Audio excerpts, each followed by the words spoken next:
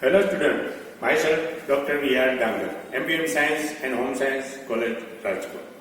તો આપણે છેલ્લે 2-3 ઓર્ગેનિક પ્રેક્ટિકલ આપણે જોયા, થિયરિટિકલ પણ આપણે જોયું. આજે આપણો નવો એક સોલિડ પદાર્થ ઓર્ગેનિક પદાર્થ આપણે લઈ અને આપણે એનું આજે ઓર્ગેનિક સ્પોટિંગ તરીકે આપણે ટેસ્ટ કરીએ. તો પહેલા તો આ જે ઓર્ગેનિક પદાર્થ જે છે એનો સોલિડ છે એનું સ્ટેટ. તો આપણે પહેલા પ્રિલિમિનરી ટેસ્ટ ચેક કરીએ. તો કે પ્રિલિમિનરી સ્ટેટની અંદર સ્ટેટ સ્થિતિ ઘન છે કે પ્રવાહી. તો આજનો આપણો આ પદાર્થ છે એ ઘન છે. બીજું એનો કલર, તો કે કલર કેવો છે? વ્હાઇટ. તો વ્હાઇટ હોય તો કલરલેસ ની અંદર ક્યાં ક્યાં હોય? તો કે carboxylic acid, amide, carbohydrate, sulphanilic acid may be present જે છે એ બધા આની અંદર હોઈ શકે છે. ત્રીજી પ્રિલિમિનરી ટેસ્ટ છે ઓર્ડર. તો ઓર્ડરમાં આપણે સ્મેલ ચેક કરવાની છે જે પદાર્થની. તો અત્યારે આની અંદર કોઈ મને એવી સ્પેસિફિક સ્મેલ જોવા મળતી નથી, કારણ કે આની અંદર જે કોઈ ઇનકેસ જોવા મળે ઓર્ડરની અંદર તો લખવાનું કે આ પ્રકારની જે છે એ વાસ જે છે સ્મેલ જે છે એ હાજર હોઈ શકે, પણ ન હોય તો આપણે કહી શકીએ કે આ પ્રકારની આમાં કોઈ સ્મેલ નથી. તો નો સ્પેસિફિક સ્મેલ. તો આમાંથી એક બે ઓપ્શન લઈએ અને મે બી એબ્સન્ટ જે છે એ રીતે આપણે લખી શકીએ છીએ. ત્યારબાદ આપણે સબસ્ટન્સ જે છે એ હીટિંગ એટલે કે ઇગ્નેશન ટેસ્ટ. તો ઇગ્નેશન ટેસ્ટની અંદર આપણે શું કરશું? તો કે સબસ્ટન્સ જે છે એ આપણે થોડોક સબસ્ટન્સ આપણે પોર્સેલિનના પીસ ઉપર લઈએ અને આપણે જોઈએ કે આપણો પદાર્થ જે છે એ પોર્સેલિનના પીસ ઉપર આપણે ગરમ કરશું એટલે શું આપણે જોવા મળશે? તો કે a substance burns with smoky flame કે non smoky flame, sooty flame કે નોન સૂટી ફ્લેમ. એટલે કોઈ પણ પદાર્થ એરોમેટિક હોય તો એ હંમેશા ધુમાડાવાળી જ્યોતથી પદાર્થ જે છે એ સળગશે, અને એલિફેટિક હોય તો ધુમાડા વગરની જ્યોતથી. તો આ રીતે આપણે જ્યારે આ ટેસ્ટ કરીએ તો એ ખાસ કરીને પદાર્થ મેલ્ટ થવો જોઈએ, બર્ન થવો જોઈએ, કારણ કે મોટાભાગના ઓર્ગેનિક પદાર્થ જે છે એના બોઇલિંગ પોઈન્ટ, મેલ્ટિંગ પોઈન્ટ જે છે એ બિલો 300 હોય છે. એટલે ઇઝીલી તરત જ મેલ્ટ થઈ જશે અને પછી સળગશે, અને સળગા બાદ આપણે જે છે એ પદાર્થ જે છે એ આપણે જોવાનું છે. તો આ એક પદાર્થ જે છે એનું મેલ્ટિંગ પોઈન્ટ જે છે એ હાયર છે, એટલે થોડુંક એને મેલ્ટ થવા અને ગરમ થવા અને સળગવા માટે જે છે એની અંદર વાર લાગશે એની અંદર. તો આ રીતે એરોમેટિક પદાર્થ જે છે, તો એરોમેટિક પદાર્થની અંદર આપણે ખબર છે કે ઓર્ગેનિક પદાર્થ બધા જે છે એ કોવેલેન્ટ બોન્ડથી જોડાયેલા હોય છે. એટલે આ રીતે પર્ટિક્યુલર જે છે આ પદાર્થ જે છે તો એની અંદર સબસ્ટન્સ જે છે એ તમે જોઈ શકો છો કે એ મેલ્ટ પણ થતો નથી, અને એવી પર્ટિક્યુલર કોઈ આની અંદર જે છે એ સૂટી ફ્લેમ કે નોન સૂટી ફ્લેમ જે છે એ જોવા મળતી નથી. પરંતુ આ પદાર્થ જે છે એ બ્લેક કલરનો થવા માંડે છે, એટલે કે ડીકમ્પોઝ થાય છે. એટલે એનો મતલબ કે ડીકમ્પોઝ પદાર્થ થતો હોય તો એના મેલ્ટિંગ પોઈન્ટ જે છે એ હાયર હોય, અને મોસ્ટ ઓફ જનરલી જે છે એ એરોમેટિક તો હોય જ એની અંદર.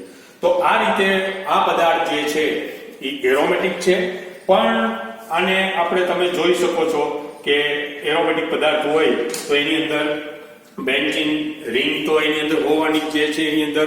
બીજી ટેસ્ટ જે છે એ આપણે બાયલસ્ટાઇન. તો બાયલસ્ટાઇન ટેસ્ટ જે છે એ સોલિડ પદાર્થ માટે આપણે ક્યારે કરીએ છીએ?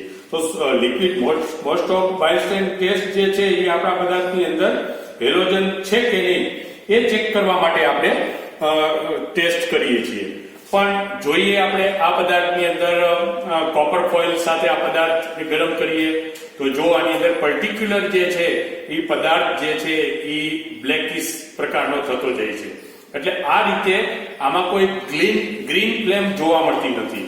એટલે એનો મતલબ કે આપણો પદાર્થ જે છે એની અંદર આની અંદર હેલોજન જે છે એ હાજર હશે નહીં. જનરલી જો ઇનકેસ સોલિડ પદાર્થ હોય અને એની અંદર બાયલસ્ટાઇનમાં જો લીલી જ્યોત જોવા મળતી હોય તો આપણે એની અંદર કહી શકીએ કે એની અંદર હેલોજન જે છે એ હાજર હોય છે. પણ અપવાદ રૂપે માની લો કે ઘન પદાર્થ હોય અને બાયલસ્ટાઇનમાં ગ્રીન ફ્લેમ મળે તો એમાં એમાઇડ કે થાયોએમાઇડ અને થાયોએમાઇડ જે છે એ ગ્રીન ફ્લેમ જે છે એ આપણે આપી શકે છે. તો આ રીતે આપણે બાઇલસ્ટાઇન કસોટી, ત્યારબાદ હીટિંગ ઇન ટેસ્ટ ટ્યુબની અંદર આપણે ડ્રાય ટેસ્ટ ટ્યુબની અંદર આપણે ગરમ કરીએ તો પર્ટિક્યુલર જે છે એ કોઈ એક એની અંદર સ્મેલ આપણે જોવા મળે છે કે કેમ, એ રીતે આપણે એની અંદર એ રીતે કરી શકીએ. તો ડ્રાય ટેસ્ટ ટ્યુબ અંદર લઈ થોડોક પદાર્થ લઈ અને આપણે એને ગરમ કરવાનું, એટલે heating in dry test tube જે છે તો પદાર્થનું એની અંદર શું થાય, સબસ્ટન્સ મેલ્ટ થાય છે, સબસ્ટન્સની અંદર કોઈ પર્ટિક્યુલર સ્મેલ એની અંદર જોવા મળે છે. તો આપણે આ તમે પદાર્થની અંદર જોવો તો જો આ પદાર્થ આખો જે છે અંદર બ્લેક થઈ જાય છે, એટલે આ પદાર્થ જે છે એ હાયર મેલ્ટિંગ પોઈન્ટ હશે ત્યારે જ આવું શક્ય બને છે. અને મોટાભાગના આ પદાર્થ તમે જોઈ શકો છો કે ડીકમ્પોઝ થાય છે, એટલે આ પ્રકારના જે છે એની અંદર કોઈ એવી પર્ટિક્યુલર આપને સ્મેલ જોવા મળતી નથી, પણ હાયર મેલ્ટિંગ પોઈન્ટ એની અંદર હોઈ શકે છે. તો એક આપણે આ ટેસ્ટ જોઈએ, ત્યારબાદ આપણે સોલ્યુબિલિટી અને સોલ્યુબિલિટી એટલે આપણી દ્રાવ્યતા કસોટી. તો દ્રાવ્યતા કસોટીમાં આપણો પદાર્થ લઈ અને એની અંદર આપણે જનરલી વોટર, ડિસ્ટિલ વોટર એની અંદર લઈ અને એ રીતે આપણે ચેક કરવાનું. એટલે પદાર્થ જે છે જ્યારે પણ સોલ્યુબિલિટી ટેસ્ટ જે છે એની અંદર પદાર્થ ઓછો અને પાણી વધારે, કારણ કે વધારે પદાર્થ લેશો અને સુપર સેચ્યુરેટેડ સોલ્યુશન બની જાય તોય એ પદાર્થ જે છે એ દ્રાવ્ય છે કે નહીં એ એની અંદર ખ્યાલ આવી શકે નહીં. તો આ રીતે તમે જુઓ તો આ પદાર્થ જે છે એ વોટર સોલ્યુબલ પદાર્થ જે છે. તો વોટર સોલ્યુબલ પદાર્થ હોય અથવા તો માની લો કે જનરલી કોઈ પણ ઓર્ગેનિક પદાર્થ જે છે તમે એને પાણીમાં ગરમ કરશો, એટલે હોટ વોટર અને કોલ્ડ વોટરની અંદર તમે એને ચેક કરો તો મોટાભાગના ગરમ પાણીમાં તો ઓર્ગેનિક પદાર્થ જે છે એ અંશતઃ દ્રાવ્ય થાય. એટલે આપણે દર વખતે જે આપણે આ સોલ્યુબિલિટી ટેસ્ટ કરીએ છીએ તો આ રીતે આ પદાર્થ જે છે એ પાણીની અંદર સોલ્યુબલ જે છે એ આ રીતે આપણે ટેસ્ટ કરી શકીએ છીએ. તો ત્યારબાદ એક સોલ્યુબિલિટી એટલે આ પદાર્થ જે છે એ વોટર સોલ્યુબલ છે. તો વોટર સોલ્યુબલ જનરલી કયા પ્રકારના હોઈ શકે કે સબસ્ટન્સ જે છે એ કુલ વોટરની અંદર જો ડિઝોલ્વ થતો હોય તો જનરલી આનો નેચર જે છે એ એસિડ અથવા ફિનોલિક કમ્પાઉન્ડ જે છે એ હોઈ શકે છે એની અંદર. ત્યારબાદ હવે જે આપણો અગત્યનો ટેસ્ટ જે છે એ આપણો નેચર, એટલે ઓર્ગેનિક પદાર્થ જે એનો આપણે રાસાયણિક સ્વભાવ.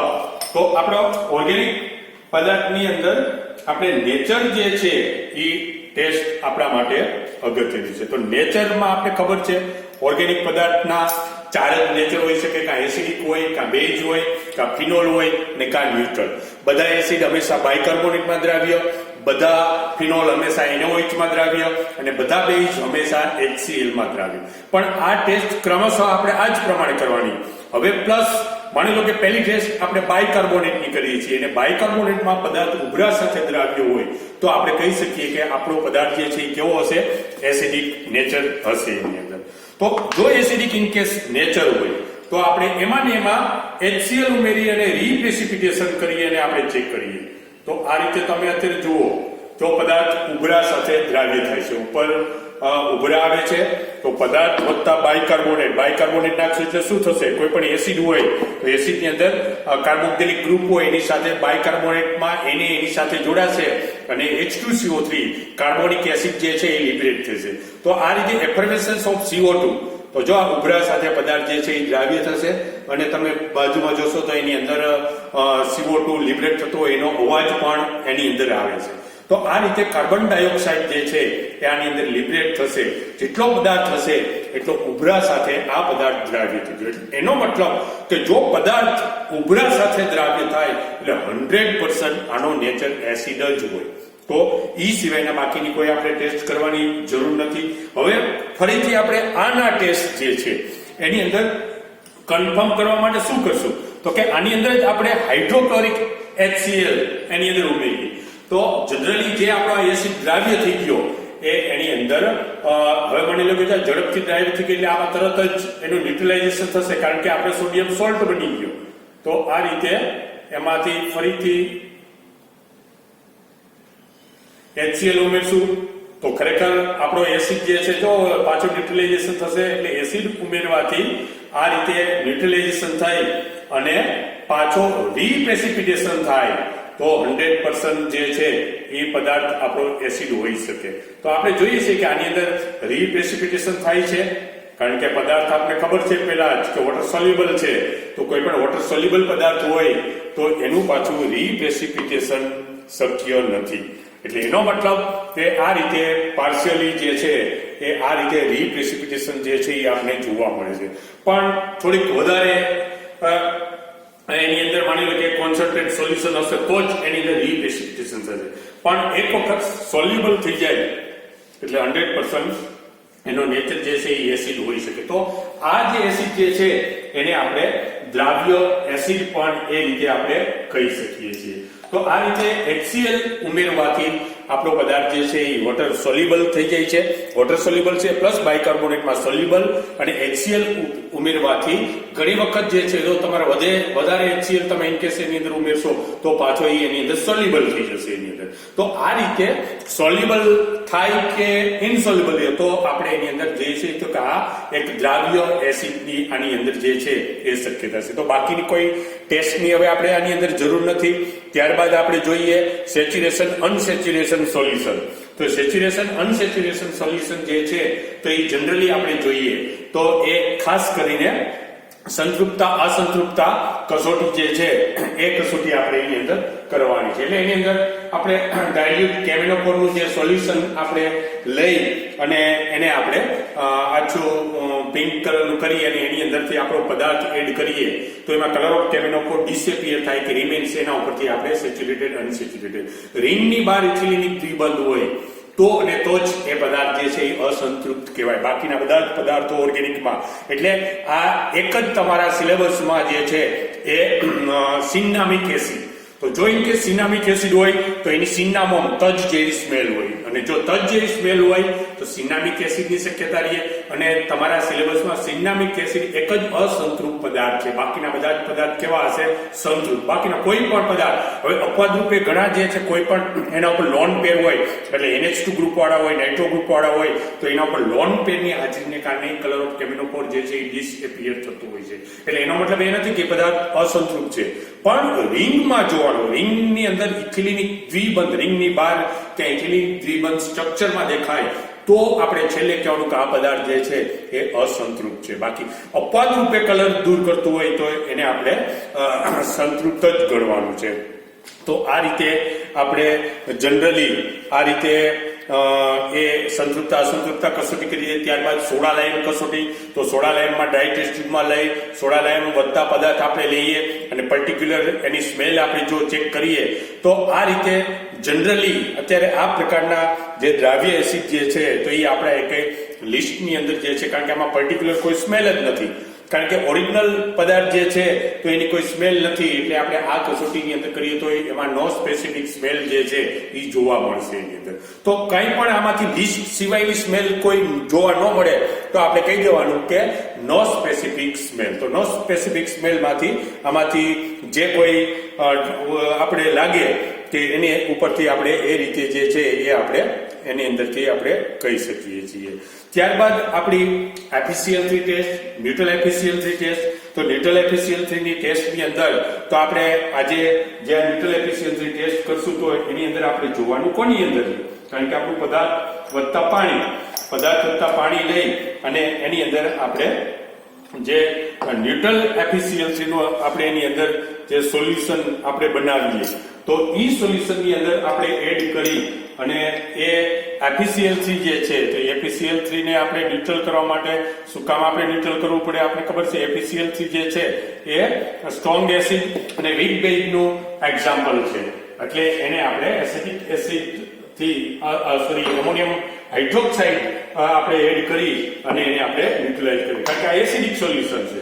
તો એસિડિક સોલ્યુશનની NH4OH ના 1-2 ડ્રોપ્સ એડ કરી અને આપણે એને આ રીતે ન્યુટ્રલાઇઝ કરીએ. તો જો ઇન કેસ આમાં વધારે NH4OH ઉમેરાઈ જશે તો એ પાછું બેઝિક થઈ જશે, તો એનો PPT આવવો જોઈએ નહીં. તો થોડો ગ્લેશિયર એસિડિક એસિડ એની અંદર એડ કરી અને ક્લિયર સોલ્યુશન જે છે એ આપણે જોવા મળવું જોઈએ. તો આ રીતે આ આપણું ન્યુટ્રલ FeCl3 સોલ્યુશન જે છે એની અંદર આપણા સોલ્યુશનની અંદર આપણે એડ કરીએ તો એની અંદર જે છે પર્ટિક્યુલર જે પીપીટી નો કલર કેવો આપણે જોવા મળ્યો એ એના ઉપરથી આપણે ત્યાં નેચર આપણો કેવો છે તો કે એસિડ. તો એસિડની અંદર આપણે આ ટેસ્ટ જોવાની છે અને એની અંદર જે છે એ આપણે ચેક કરવાની છે. તો આ રીતે એમાં એસિડની અંદર આપણે જોઈએ તો એની અંદર આ પ્રકારના પીપીટી જે છે એ કોઈ જોવા મળતી, કારણ કે બેન્ઝોઇક એસિડ હોય તો બફ કલરના એક્ઝેક્ટ પીપીટી એની અંદર જોવા મળે છે. તો આમાં ન્યુટ્રલ FeCl3 માં કોઈ સ્પેસિફિક ટેસ્ટ જે છે એ જોવા મળતી નથી. પણ હવે આપણી જે અગત્યની ટેસ્ટ જે છે એ છે આપણી લેસાઇન ટેસ્ટ. તો લેસાઇન ટેસ્ટમાં આપણે ખબર છે કે કઈ રીતે સોલ્યુશન જે છે એ લેસાઇન દ્રાવણ બનાવે, કારણ કે લેસાઇન તત્વ જ આપણા માટે ઇમ્પોર્ટન્ટ છે. તો લેસાઇનમાં આપણે પ્રિઝન ટ્યુબની અંદર અત્યારે ઓલરેડી સોડિયમનો ટુકડો જે છે એની અંદર એડ કરેલો જ છે. તો સોડિયમનો ટુકડો જે છે એ સંપૂર્ણ મેલ્ટ થાય ત્યાં સુધી આપણે એને હીટ કરવાનું છે. સંપૂર્ણ મેલ્ટ થઈ ગયા બાદ, કારણ કે આપણે તમને ખ્યાલ હશે કે સોડિયમ આપણે શું કામ વાપરીએ છીએ તો કે સોડિયમ જે છે હાઈલી રિએક્ટિવ મેટલ છે. એ આપણે કોઈ પણ તત્વો જે છે તો તત્વોની હાજરી આપણે નક્કી કરવા માટે જે છે, કારણ કે આપણે આ તત્વોની સાથે આપણો ઓર્ગેનિક સ્ટ્રક્ચરની અંદર જનરલી આપણે ખબર છે કે તત્વો ક્યાં હોય તો કે CHON. તો CHONSX. તો આ પ્રકારના જુદા જુદા જે તત્વો જે છે એ તત્વોની આપણે ડાયરેક્ટ ટેસ્ટ નથી કરતા, પણ દાખલા તરીકે કાર્બન એટલે કે બેન્ઝીનની રિંગ સાથે NH2 હોય તો એ નાઇટ્રોજનની ટેસ્ટ આપણે ન મળે, પણ એ જ દાખલા તરીકે નાઇટ્રોજન જે છે એ સોડિયમ મેટલ સાથે આપણે એને ગરમ કરીએ તો જનરલી નાઇટ્રોજન જે છે સાયનાઇડ સ્વરૂપે સોડિયમ સાથે રિએક્ટ કરી અને સોડિયમ સાયનાઇડ બનાવે. તો સોડિયમ સાયનાઇડ બનાવશે NaCN, તો ઈ સોડિયમ સાયનાઇડ બનશે એટલે સોડિયમ સોલ્ટ. તો સોડિયમ સોલ્ટ જે છે એ પાણીમાં કેવો હોય સોલ્યુબલ છે. તો આ રીતે આપણે બાષ્પવાટકીની અંદર ડિસ્ટિલ્ડ વોટર ભરી એની અંદર આ જે ગરમ આપણી ફ્યુઝન ટ્યુબ જે છે એ રીતે આપણે એની અંદર હીટ કરી અને એની અંદર આપણે નાખશું એટલે એની અંદરથી એક્સપ્લોઝન થયું. તો એ એક્સપ્લોઝન નું કારણ તો કે સોડિયમ અને પાણી સાથે રિએક્શન થયું અને એમાં NaOH બન્યું. એટલે આપણું લેસાઇન સોલ્યુશન જે છે એ જે લેસાઇન સોલ્યુશન આપણે બન્યું તો એનો નેચર કેવો હશે ઓરિજિનલ તો કે એનો નેચર જે છે એ બેઝિક હશે, કારણ કે સોડિયમ અને પાણી સાથે રિએક્શન થયું એટલે એમાં એક્સપ્લોઝન થયું, ધડાકો થયો, એ ધડાકાને કારણે એમાં NaOH બન્યું એની અંદર. તો સોડિયમ હંમેશા આની અંદર જોવો છે તો ઉપર એ સળગે છે તો એ હંમેશા કેરોસીનની અંદર રાખવામાં આવે છે. પાણીમાં રાખીએ તો એની સાથે રિએક્ટ કરીને સીધું એક્સપ્લોઝન થાય એટલે સોડિયમ મેટલ હંમેશા શેમાં આપણે રાખીએ છીએ કેરોસીનની અંદર રાખીએ છીએ. તો આ સોડિયમની એક જ ટેસ્ટ ટ્યુબ એક જ ફ્યુઝન ટ્યુબ લઈ સંપૂર્ણ સોડિયમ મેલ્ટ થઈ જાય પછી ફરીથી એટલે આ તો એક વખત રિપીટ થાય એટલે આ રીતે આપણે ટેસ્ટ જે છે એ દર વખતે આપણે કરવાની છે. તો સોડિયમ સાથે આપણે એની અંદર ફરીથી આપણો પદાર્થ વધતા સોડિયમ એટલે કે માની લો કે આની અંદર હમણાં વાત કરીએ આપણે સોડિયમ હશે સોડિયમ સાથે નાઇટ્રોજન હશે તો NaCN બનાવશે. ઇન કેસ આની અંદર સલ્ફર હશે તો Na2S સોડિયમ સલ્ફાઇડ બનાવશે. તો હેલોજન હશે તો NaX બનાવશે.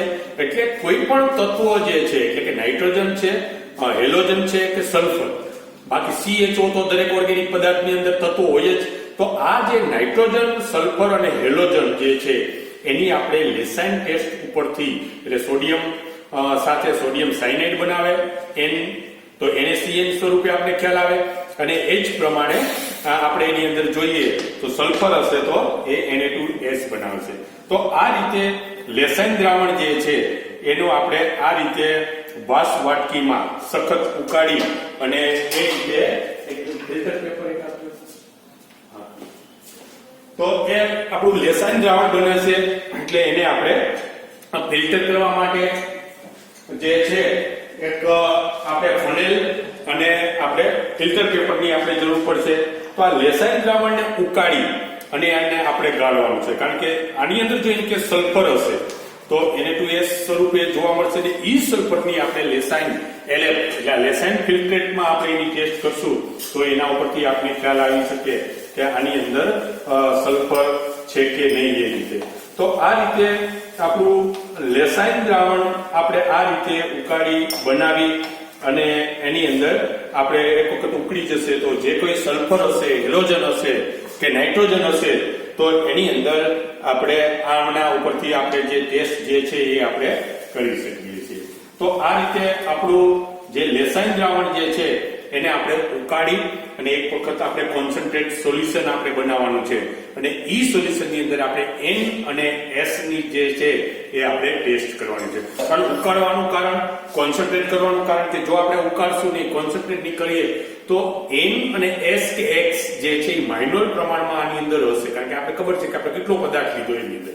તો ઈ જો એકદમ મંદ સોલ્યુશન હશે તો એની અંદર એ આપણે N કે S કે X ની કસોટી કરવા માટે આપણે જે છે અસમર્થ છે, કારણ કે એનું કોન્સન્ટ્રેશન લોઅર થઈ જશે તો પર્ટિક્યુલર હશે તો એ આપણે કસોટી જે છે એ આપણે જોવા મળશે નહીં. તો હવે ઇન કેસ આ રીતે લેસાઈન દ્રાવણ જે છે એને આપણે ઉકાળી અને એને આપણે ફિલ્ટર કરેલું સોલ્યુશન ફિલ્ટર કરી લેવાનું અને ફિલ્ટર કરી અને એના આપણે 3 ભાગ કરવાના છે.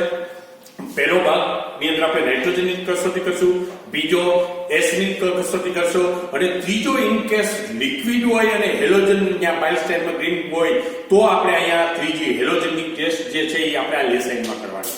બાકી ઘન પદાર્થ જે છે તો સોલિડ પદાર્થમાં હેલોજન તમારા સિલેબસમાં નથી એટલે આની અંદર હેલોજન તો હોય જ નહીં એની અંદર, પણ હવે આની અંદર ખાલી નાઇટ્રોજન અને સલ્ફર છે. ટૂંકમાં આપણે બે જ કસોટી જે છે એ મેઇન આપણે આની અંદરથી આપણે આ રીતે કરવાની છે. તો આ રીતે આ જે લેસાઈન સોલ્યુશન જે છે એને આપણે ફિલ્ટર પેપરની મદદથી આપણે આ રીતે એને ગાળી લેશું અને જે આપણું આ ગાળેલું ક્લિયર સોલ્યુશન જે છે એ આપણે એની અંદર આ રીતે ફ્યુઝન ટ્યુબ જે છે એને આપણે તોડી એની અંદરથી જે કંઈ સોલ્યુશન હતું એ આપણે આ રીતે ટેસ્ટ ટ્યુબની અંદર આપણે કલેક્ટ કરી લઈએ છીએ. તો આ જે આપણું લેસાઈન ફિલ્ટ્રેટ જે છે એ લેસાઈન ફિલ્ટ્રેટની અંદર ટૂંકમાં આપણે સલ્ફર છે કે નહીં, એની અંદર હેલોજન સલ્ફર અને નાઇટ્રોજન છે કે નહીં એ આપણે ચેક કરવાનું છે. તો એની અંદર આપણું આ જે લેસાઈન સોલ્યુશન જે છે એ આપણે આ લેસાઈન સોલ્યુશન દાખલા તરીકે આપણે લીધું. એ લેસાઈન સોલ્યુશન ની અંદર હવે આપણી પહેલી ટેસ્ટ તો એની અંદર લેસાઈન ફિલ્ટ્રેટ આ LF આપણું અને એની અંદર ફ્રેશલી પ્રિપેર્ડ ફેરસ સલ્ફેટ નું સોલ્યુશન. તો આ રીતે આ જે ફેરસ સલ્ફેટ નું સોલ્યુશન જે છે એ સીધું ઘન પદાર્થ જે છે એટલે ફ્રેશલી ડિસ્ટિલ વોટર ની અંદર ડિઝોલ્વ કરી એની અંદર આપણે બનાવશું.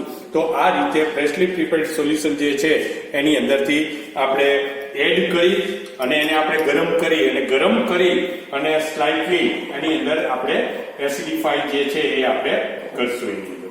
તો આ રીતે આપણો જે દાખલા તરીકે આની અંદર નાઇટ્રોજન છે, સલ્ફર છે એ ચેક કરવા માટે આપણે એની અંદર આ જે ફ્રેશલી